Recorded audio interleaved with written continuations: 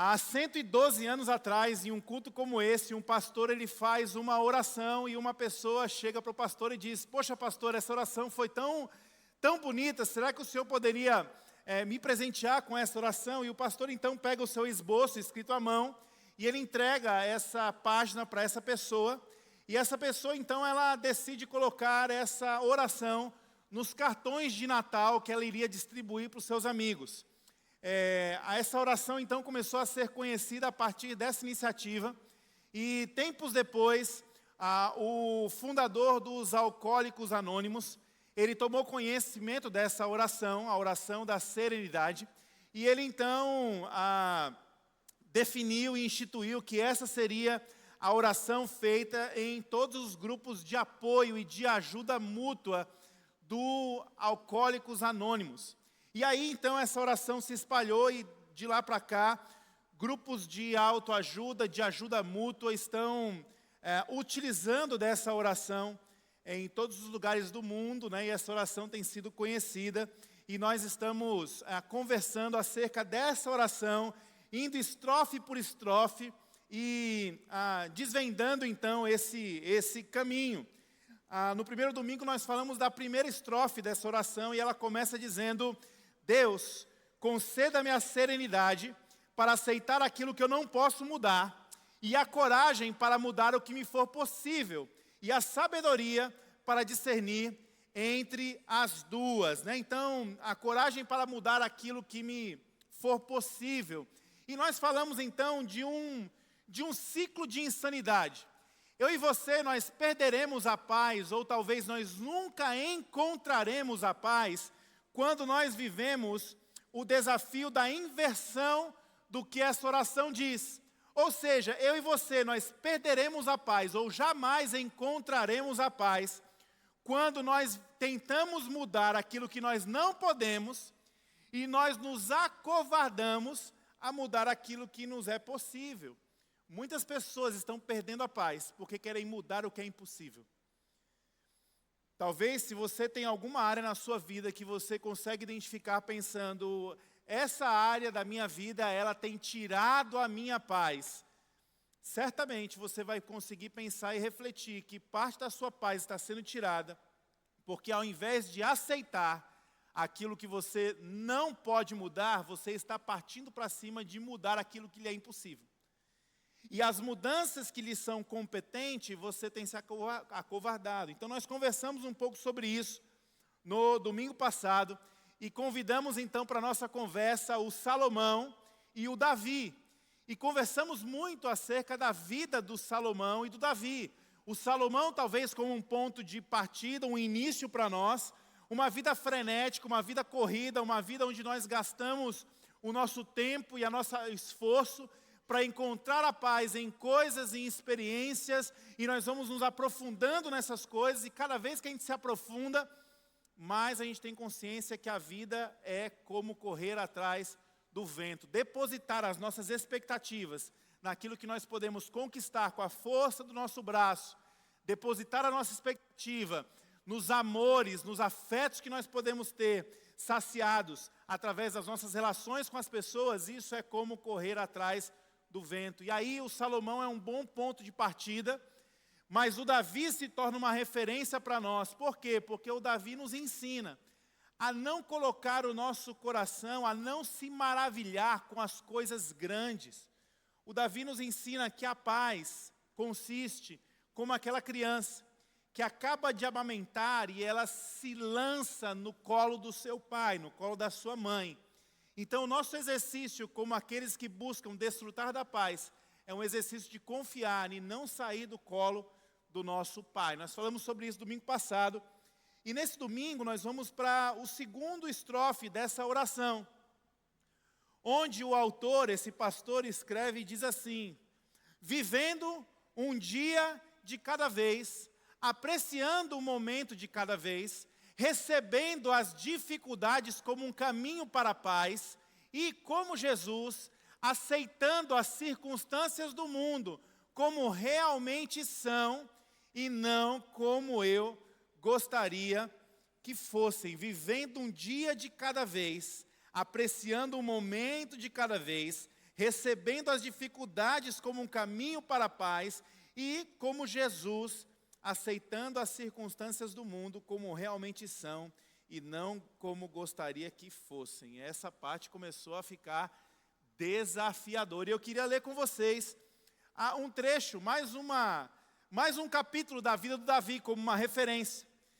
Salmo 23. Eu queria convidar você a abrir sua Bíblia, ligar sua Bíblia ou acompanhar no telão. O que o Davi nos escreve. Salmo 23, talvez o salmo mais conhecido da Bíblia, competindo aí assiduamente com o Salmo 91. A Bíblia diz: o Senhor é o meu pastor, de nada terei falta. Em verdes pastagens me faz repousar e me conduz às águas tranquilas. Restaura-me o vigor, guia-me nas veredas da justiça por amor do seu nome. Mesmo quando eu andar por um vale de trevas e morte, não temerei perigo algum, pois tu estás comigo, a tua vara e o teu cajado me protegem. Preparas um banquete para mim, à vista dos meus inimigos. Tu me honras, ungindo a minha cabeça com óleo e fazendo transbordar o meu cálice. Sei que a bondade e a fidelidade me acompanharão todos os dias da minha vida e voltarei à casa do Senhor enquanto eu viver. Vamos orar? Pai, nessa manhã nós queremos mais uma vez nos colocar nesse lugar de entrega de coração, de alma, de mente. Queremos te pedir, Senhor, que teu Espírito possa falar conosco enquanto nós estamos refletindo à luz da tua palavra. E que o Senhor nos transforme de dentro para fora. Que essa manhã seja uma manhã de recomeço, uma manhã de salvação. Uma manhã onde nós encontraremos em Ti, na Tua doce e santa presença, a alegria, o vigor, a vida, para que possamos sair daqui ainda mais dedicados a caminhar na fé, confiando que o Senhor está dirigindo os nossos passos e os nossos caminhos. Eu oro para que esse momento de palavra possa falar aos nossos corações de forma poderosa, em nome de Jesus, e a ponte diz, amém. Salmo 23, Davi está aqui relatando a sua experiência com Deus. Deus, ele não pode ser definido, ele não cabe em uma definição humana, e todas as vezes que nós tentamos descrever um pouco da nossa caminhada com Deus, porque Deus não pode ser definido em um conceito, Deus ele vai sendo descrito em nossas experiências. E Davi está usando aqui uma forma de descrever a sua experiência com Deus como uma poesia. Então o Salmo ele é uma poesia. Nós poderíamos muito bem aqui dividir esse Salmo em um exercício de interpretação, onde nós poderíamos ver as promessas de Deus, conceitos sobre Deus, mas eu acho que Davi não está aqui fazendo uma tese teológica. Davi está tentando descrever para mim e para você um pouco dessa experiência com Deus, o que ele experimenta na sua caminhada com Deus. E aí nós podemos ver de cara que existem, pelo menos nessa poesia, 3 ambientes. O primeiro ambiente é o ambiente do campo, o segundo é o ambiente do vale, e o terceiro é o ambiente de uma casa, de uma mesa. Aqui nessa poesia nós estamos entendendo o Davi descobrindo a sua relação com Deus, onde a princípio esse Deus, ele se parecia com um pastor.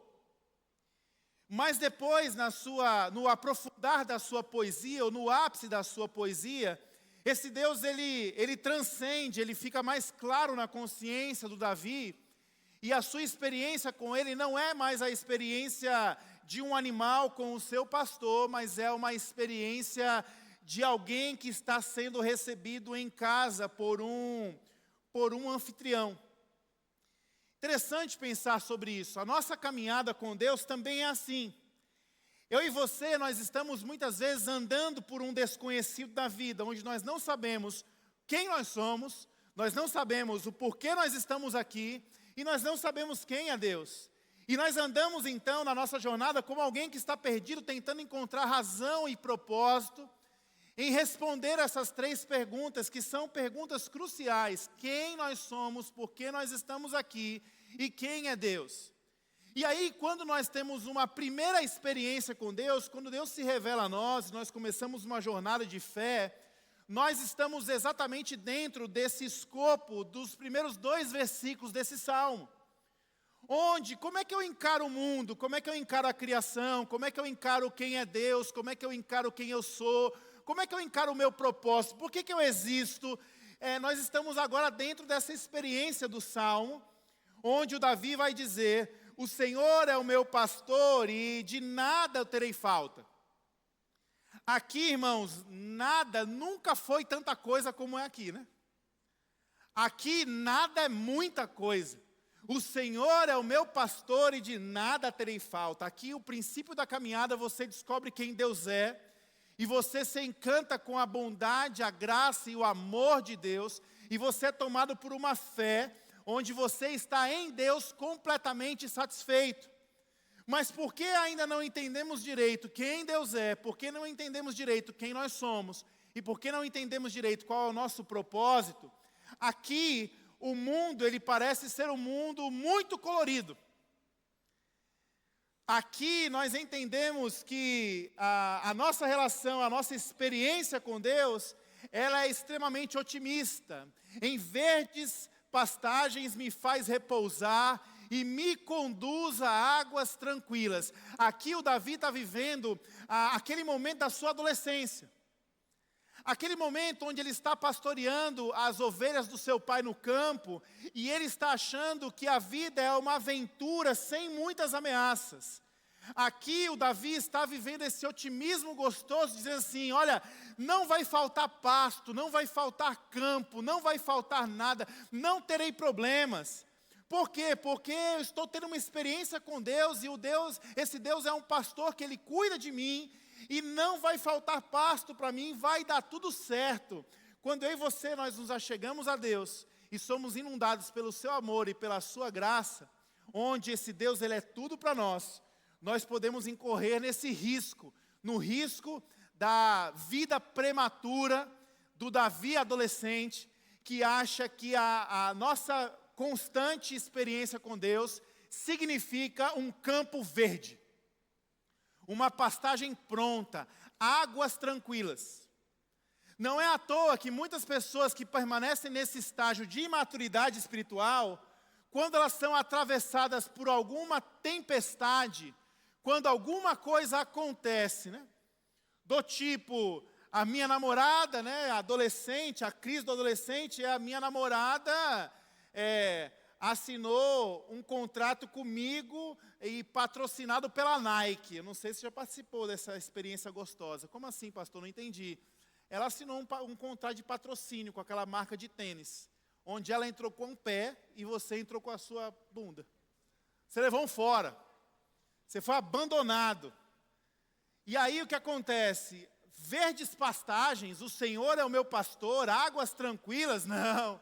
Isso aqui não está acontecendo comigo. Logo, muito embora, entretanto, se isso não está acontecendo comigo, significa que o Senhor não é o meu pastor, significa que muito está me faltando, e significa que essa história não é para mim. Muitas pessoas, porque elas têm uma fase de vida que elas não criam raízes na sua intimidade com Deus, elas acham que elas vivem numa bolha, onde Deus está preparando tudo para que tudo dê sempre certo, tudo sempre te agrade, tudo seja flores para você. Então aqui o Davi está nesse estágio, que ele se relembra da sua adolescência, que ele se relembra do momento onde ele era um menino, e a complexidade da sua vida significava somente encontrar grama verde para as ovelhas que ele pastoreava.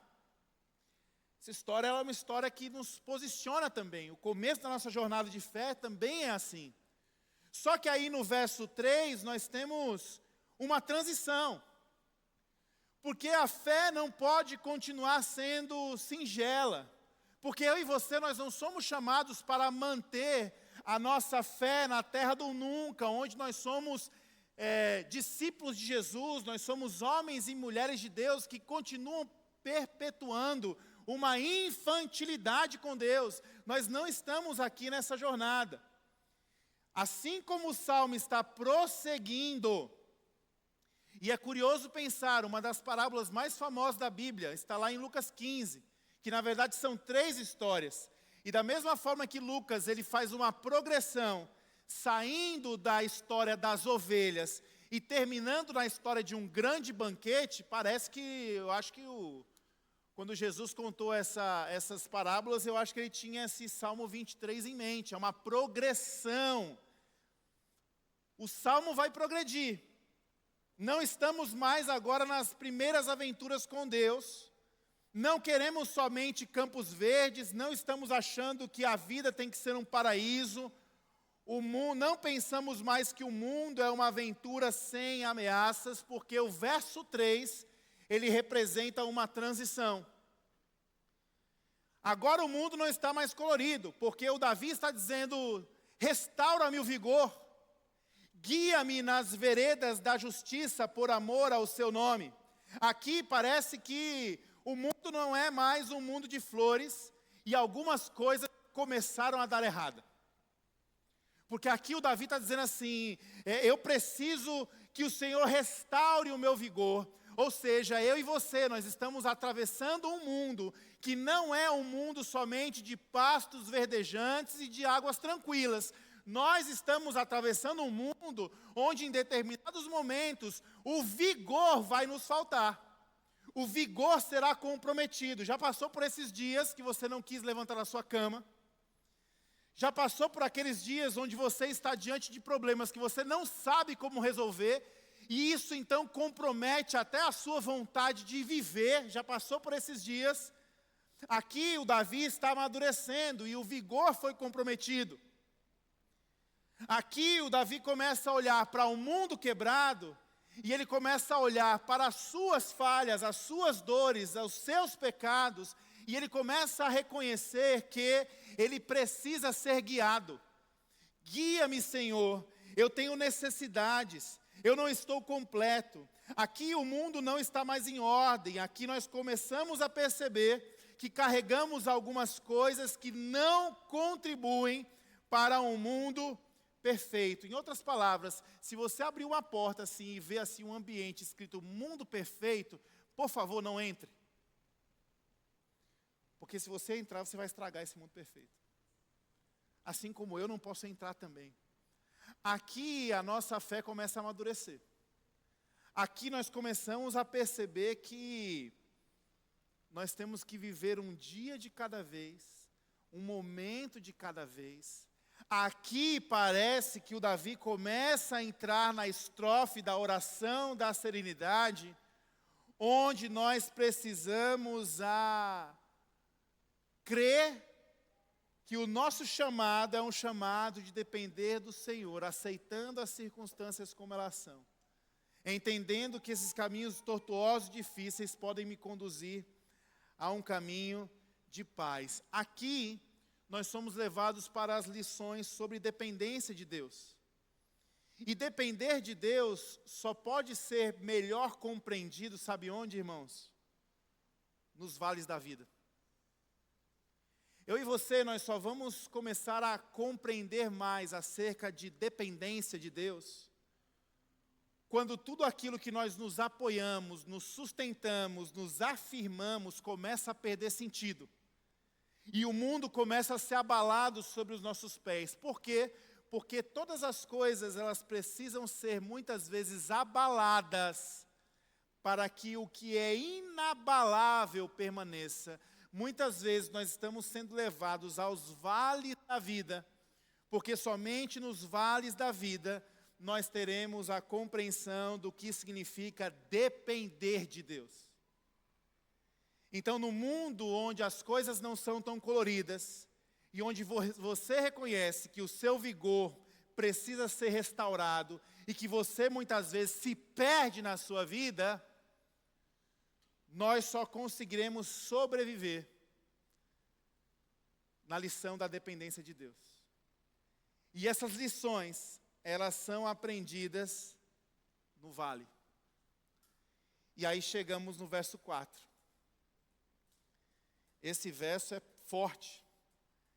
Ainda que eu ande pelo vale da sombra da morte, não temerei perigo algum, pois tu estás comigo, a tua vara e o teu cajado me protegem e me consolam. Aqui nós ainda estamos num processo de transição desse salmo, onde a experiência do Davi está sendo aprofundada, e ele está transicionando a sua ótica de um campo onde Deus era um pastor e ele era uma ovelha, para chegar no ápice onde ele está diante da casa de um anfitrião. Aqui nós estamos nessa transição. O que isso aqui poderia, de forma poética, irmãos, representar no universo entre a ovelha e um pastor?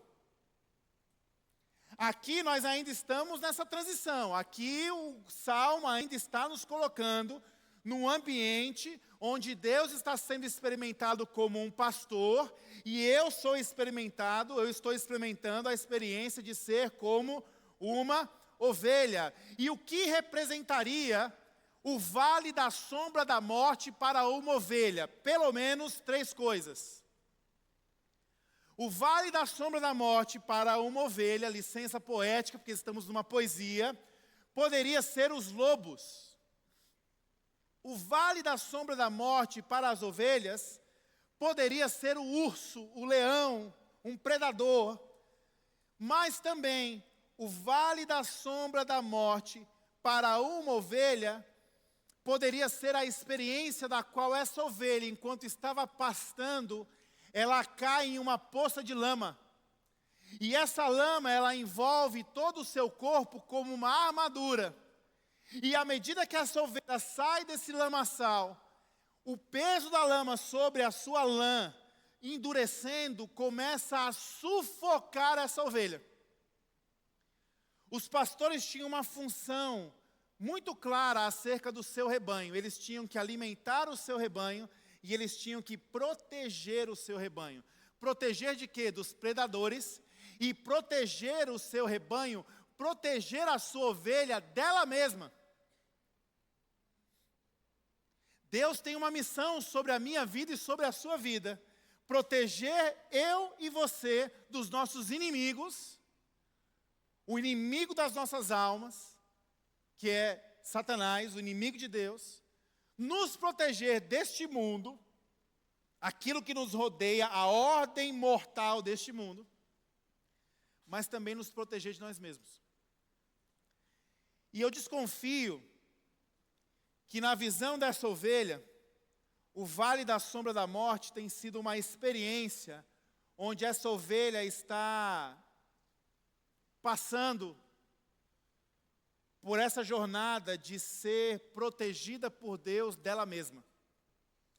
Eu desconfio que aqui, quando, ainda que eu ande pelo vale da sombra da morte, isso pode ser um paralelo e uma ilustração muito bacana de uma ovelha que cai na lama, e ela está coberta de uma lama enrijecida e está sufocando, e o pastor precisa rapidamente descer com essa ovelha para o vale, e ele precisa mergulhar esta ovelha. Aqui o cenário não são mais pastos verdejantes, aqui não tem mais a luz do sol batendo no topo da montanha, aqui não tem mais água tranquila. O pastor pega essa ovelha que está sufocando e ele precisa submergir essa ovelha em água para que essa armadura de lama possa ser quebrada, para que essa ovelha volte a respirar tranquilamente novamente. E aí, de novo, licença poética, irmãos. Como nós nos sentiríamos diante de uma situação como essa? Imagina você com um animal lhe faltando ar, você tem a referência de água como um lugar que você só coloca a sua boca para se hidratar. De repente você está sendo carregado e você está entrando dentro desse rio, você não sabe nadar. Aqui a sombra da morte pode muito bem se encaixar com essa ilustração de uma ovelha que olha para o seu pastor dizendo assim: você está me levando para morrer? O que você está fazendo comigo? Você está me levando para a morte? Aprenda isso em nome de Jesus. Muitas vezes, quando Deus está empenhado em nos proteger de nós mesmos, nós passaremos por um vale de morte. E eu não compreendi sobre isso. A Bíblia nos mostra que eu e você, nós temos que ter uma prática contra os nossos pecados. Que prática é essa? Arrependimento. Como é que essa prática ela acontece? Primeiro, você identifica o seu pecado. Segundo, você confessa o seu pecado. Terceiro, você abandona o seu pecado. Não há como abandonar pecados que não foram confessados. Não há como confessar pecados que não foram identificados. E por que nós não fazemos isso? Porque os nossos pecados são como a lama. E essa lama vai endurecendo ao redor de nós. E nós achamos que essa lama não está nos matando. Na verdade, a lama é uma armadura. E nós não confessamos os nossos pecados porque nós precisamos ser protegidos. Sem ter a noção que aquilo que supostamente está nos protegendo, nos sufoca.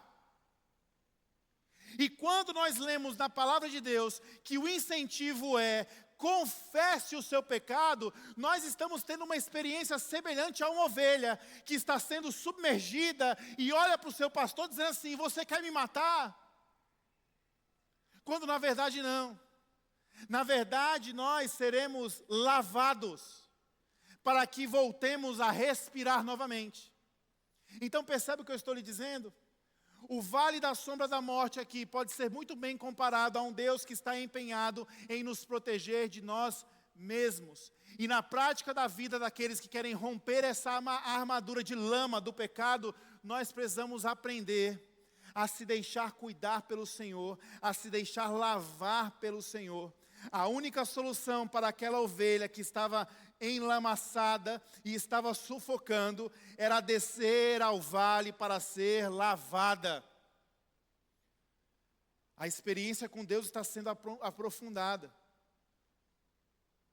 Para nós, enquanto ovelhas, o que podemos dizer desse processo? Porque somos limitados.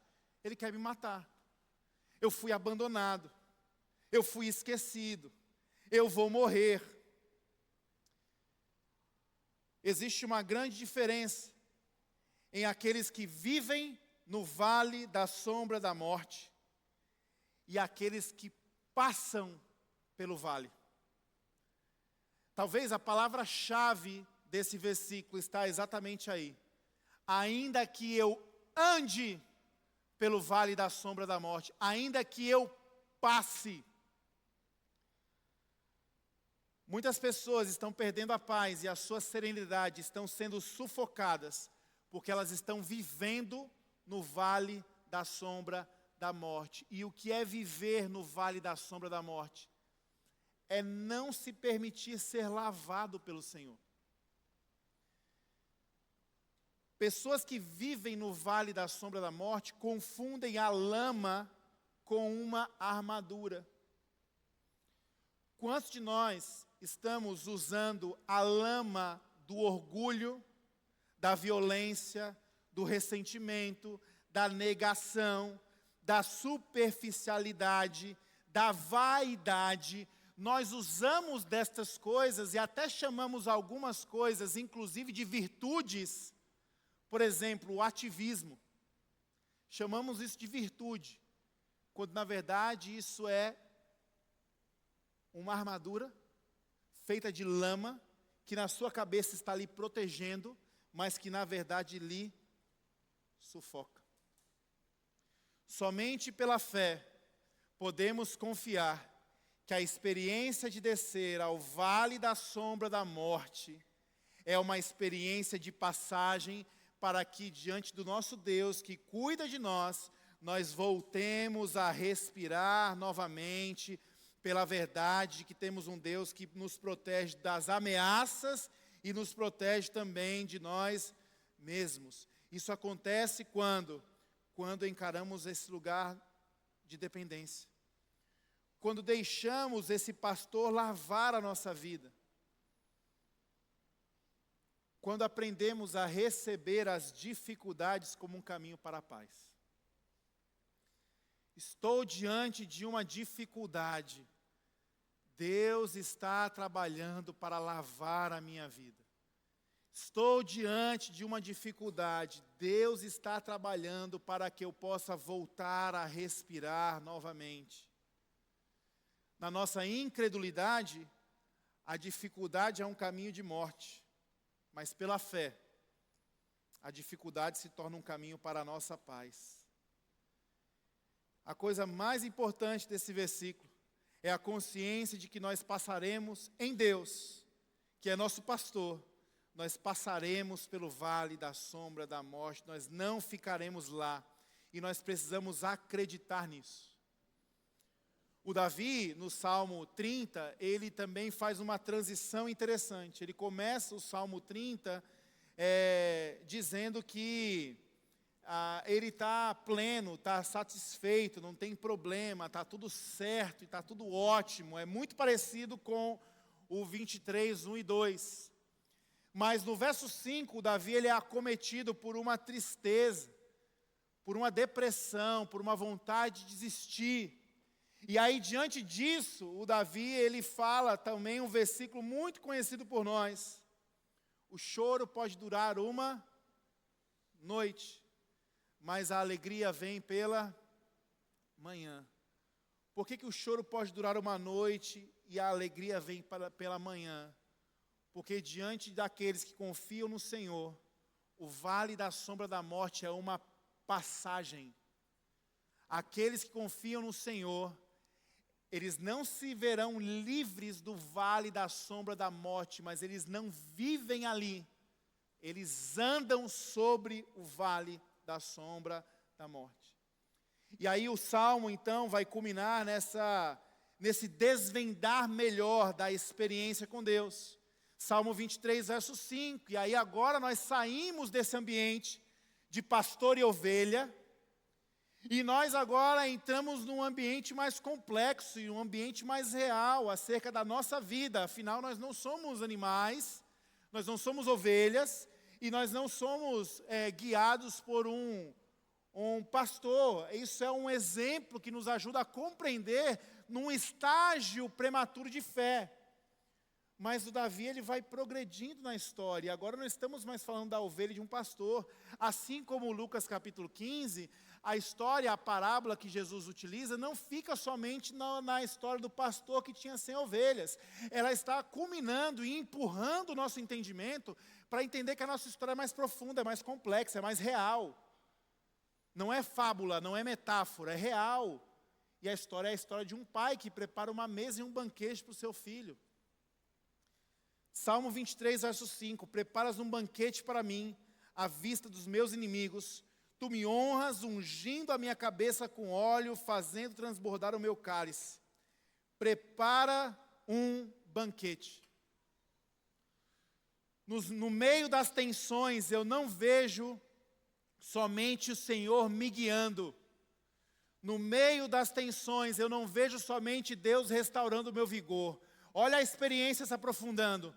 No meio do vale da sombra da morte, onde eu estou passando, eu não vejo somente Deus me guiando e me consolando. Eu estou vendo uma mesa preparada para mim. Eu estou vendo um anfitrião me aguardando para um banquete. Mesa, no contexto bíblico, significa provisão e intimidade. Aqui, Davi está amadurecendo a sua fé no meio do vale da sombra da morte, onde eu achei que ficaria e estou atravessando. Estou descobrindo um Deus que não é somente um pastor. Estou descobrindo um Deus que não somente me guia. Estou descobrindo um Deus que me chama para um lugar de intimidade. Estou experimentando um Deus que está sentando na mesa comigo, e enquanto eu estou voltando a respirar e sobrevivendo, eu estou sendo alimentado por Ele. Estou crescendo em intimidade com meu Deus. Porque você está no vale da sua morte, aprenda em nome de Jesus, porque Deus quer que você cresça em intimidade com Ele. Porque você parou no vale da sua morte, porque se você não parasse ali, e se você não atravessasse esse vale e não fosse lavado pelo Senhor, você morreria. Aqui nós podemos compreender a dimensão do que a Bíblia diz, quando diz: todas as coisas cooperam para o bem daqueles que amam a Deus, inclusive o campo de batalha.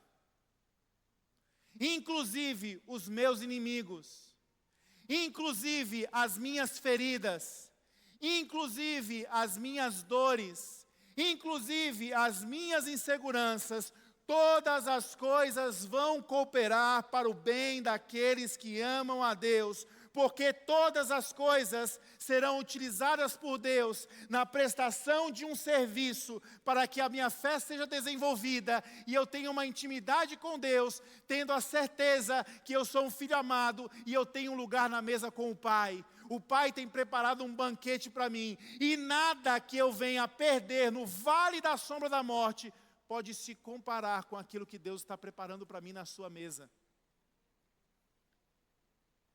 Por que Ele está diante dos seus inimigos? Pergunta, quando você está ansioso, quando você está abatido, quando você está entristecido, quando a sua alma está afligida, você quer comer alguma coisa? Quando nós não estamos falando do escopo de uma compulsão alimentar e de uma fuga emocional, geralmente, quando nós estamos adoecidos da alma, nós não queremos comer coisa alguma. Quando nós não estamos em paz, nós não queremos comer coisa alguma. Quando nós não estamos em paz, nós não queremos sentar à mesa com alguém. Quando o cenário aqui é, você está sendo sentado numa mesa, tem um banquete para você diante dos seus inimigos, você estará resolvido diante dos teus medos, das tuas ameaças, dos teus algozes. Deus estará com você. A ponto que você poderá sentar numa mesa e comer tranquilamente. Isso é consciência de quem é cuidado por Deus.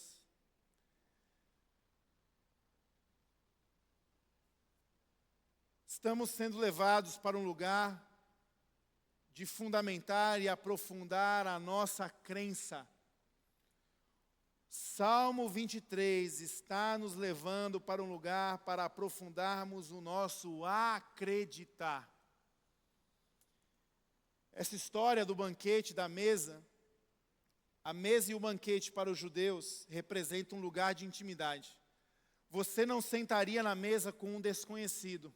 Quando o Davi, na sua experiência com Deus, ele se aprofunda, e o ápice do seu salmo é uma mesa, o que nós podemos aprender de forma prática? Primeiro,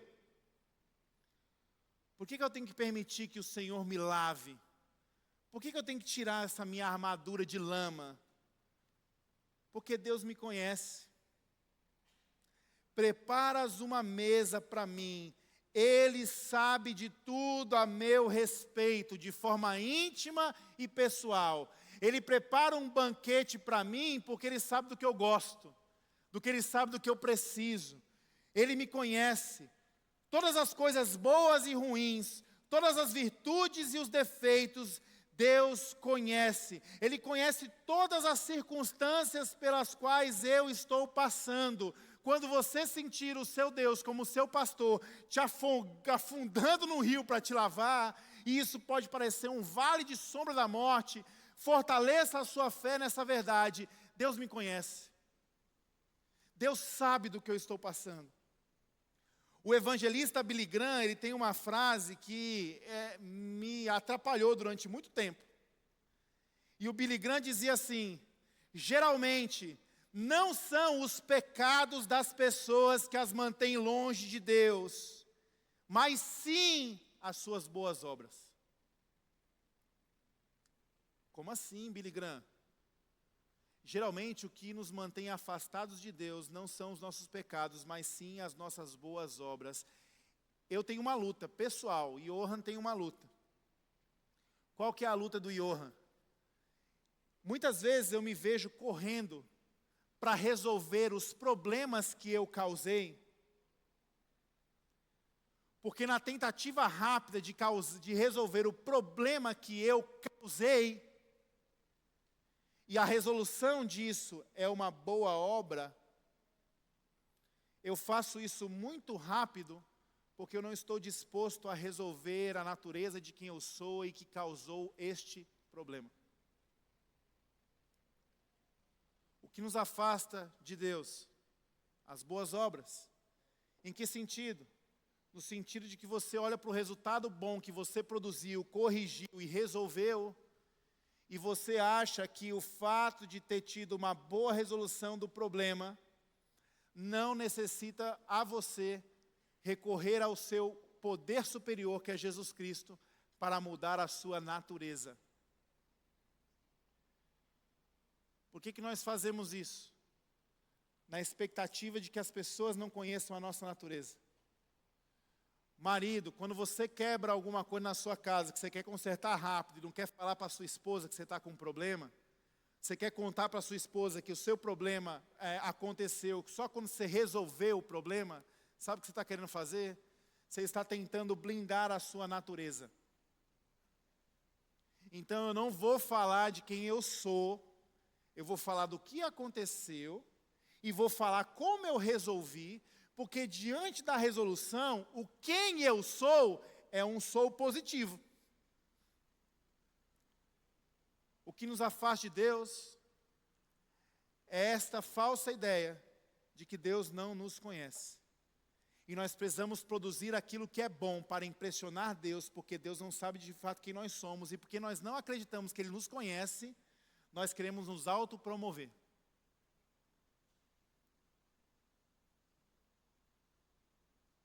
Precisamos acreditar que Deus nos conhece e tem misericórdia abundante até para os nossos piores pecados. É o orgulho das nossas boas obras que nos impedem de se entregar à misericórdia e à graça de Deus. Salmo 139, verso 2 diz: Ó Senhor Deus, Tu me examinas e me conheces, sabes tudo o que eu faço e de longe conhece todos os meus pensamentos. Você está passando pelo vale da sombra da morte, você não entende por que você está aí. Em nome de Jesus, creia, Deus conhece você.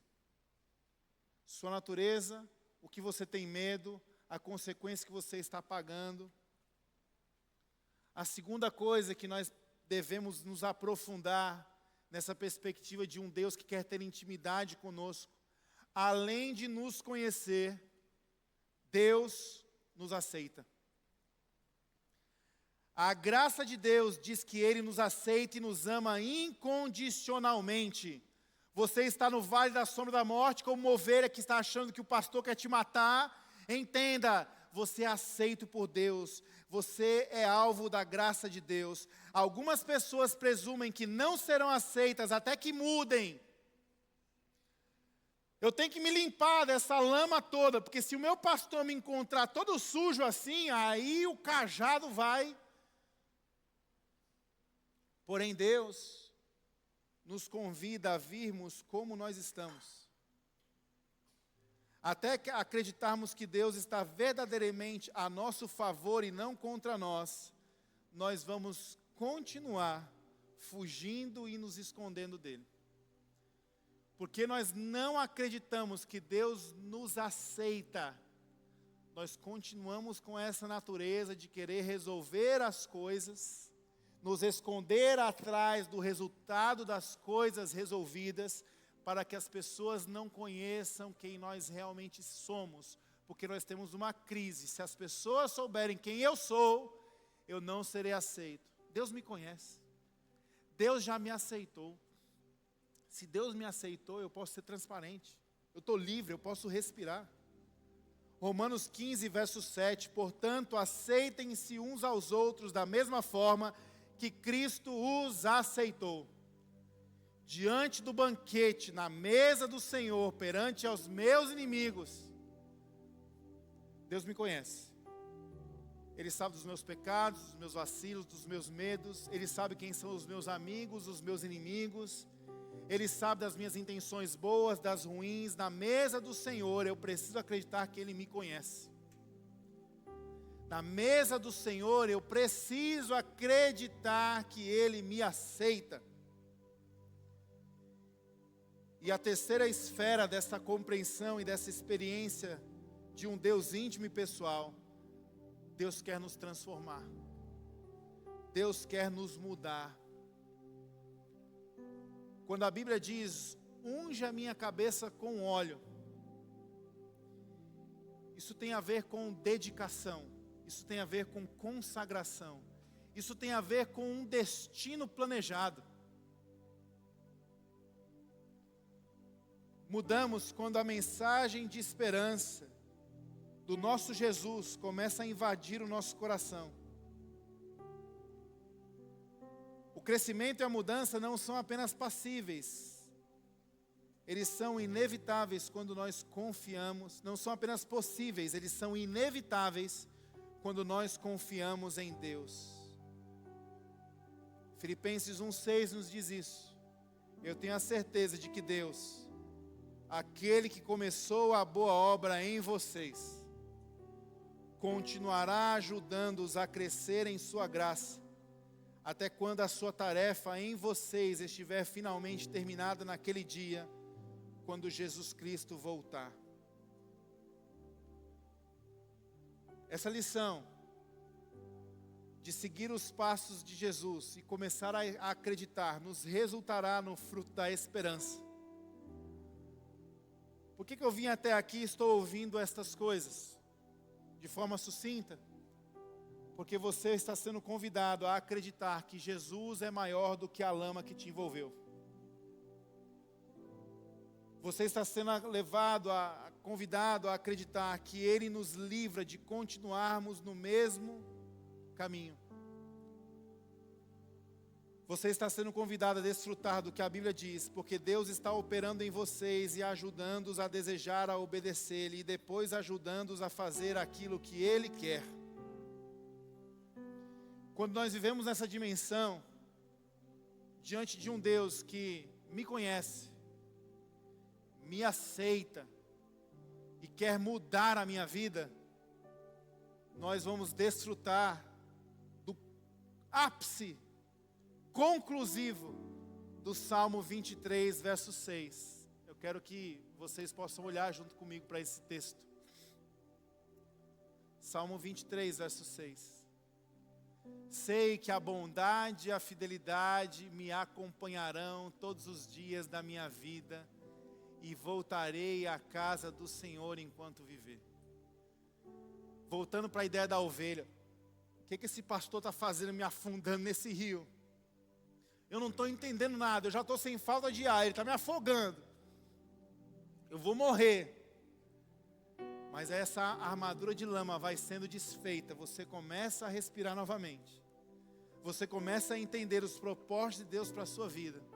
E quando você atravessa o vale, a sua fé amadureceu, a ponto de você agora desfrutar desta esperança.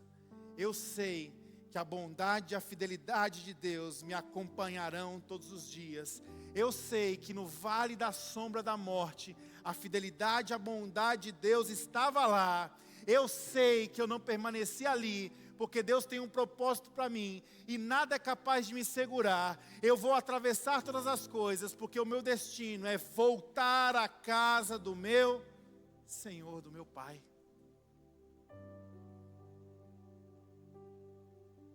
Agora sim estamos diante de uma fé amadurecida. Agora sim, todos os dias são dias dedicados ao Senhor, os dias bons e os dias ruins. Agora sim eu sei para onde eu estou indo. Agora sim. Fecha os teus olhos, curva a tua cabeça.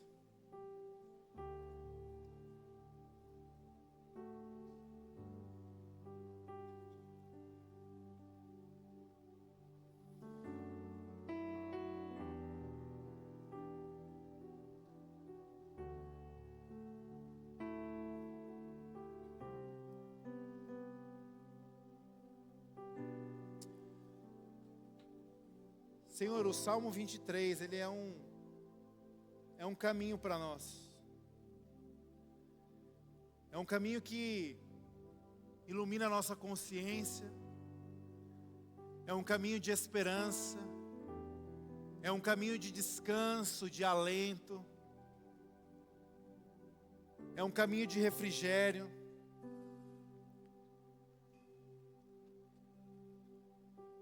É um caminho real, equilibrado. Horas nós estamos nos campos verdejantes, horas nós estamos vendo tudo, o sol está batendo, a gente tem clareza. Horas nós estamos desfrutando, descansando, horas as águas são tranquilas. Mas existem momentos que nós estamos descendo aos vales. Existem momentos que o Senhor está nos protegendo, inclusive de nós mesmos. Existem momentos que nós precisamos orar dizendo: Pai, eu quero viver um dia de cada vez. Me ajuda a apreciar um momento de cada vez. Eu preciso receber as dificuldades como um caminho para a paz. Restaura-me o vigor. Guia-me sobre as veredas da justiça.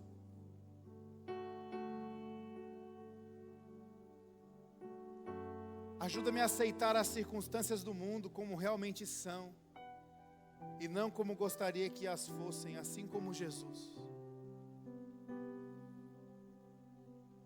Ovelha entregue rumo a um matadouro. Não se debateu, não se revoltou, não se rebelou. Porque sabia que o seu destino final não era a morte, o destino final era a casa do Senhor, era a casa do Pai. Continua trabalhando a nossa vida, Senhor. Continua trabalhando a nossa fé. Continua nos moldando de dentro para fora.